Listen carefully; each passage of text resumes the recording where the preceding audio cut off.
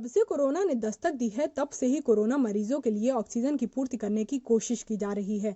लेकिन कोरोना के दिन पर दिन बढ़ते मरीजों से ऑक्सीजन की सप्लाई में भारी कमी देखने को मिल रही है।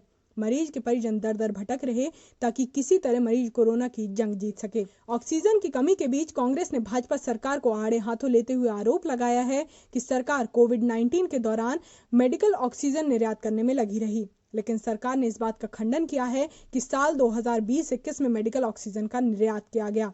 सरकारी सूत्र यह कहते हैं कि यह सरकार के खिलाफ एक भावनापूर्ण प्रोपेगेंडा है।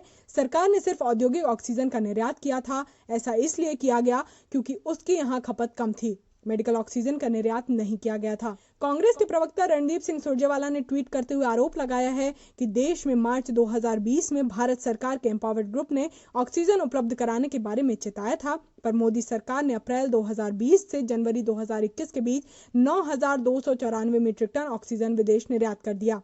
सरकार ने इस आरोप का खंडन किया है और कहा है कि अप्रैल 2020 से फरवरी 2021 के दौरान भारत ने 9,884 मीट्रिक टन औद्योगिक ऑक्सीजन का निर्यात किया था। इस दौरान केवल 12 मीट्रिक टन मेडिकल ऑक्सीजन निर्यात की गई थी, जो भारत के वार्षिक ऑक्सीजन उत्पादन की कुल क्षमता के 0.4% से भी कम है। औद्योगिक ऑक्सीजन का ज्यादातर निर्यात दिसंबर और जनवरी महीने के बीच हुआ। इस दौरान मेडिकल ऑक्सीजन की खपत 2,775 मीट्रिक टन प्रतिदिन से घटकर 1,418 मीट्रिक टन प्रतिदिन पर आ गई थी।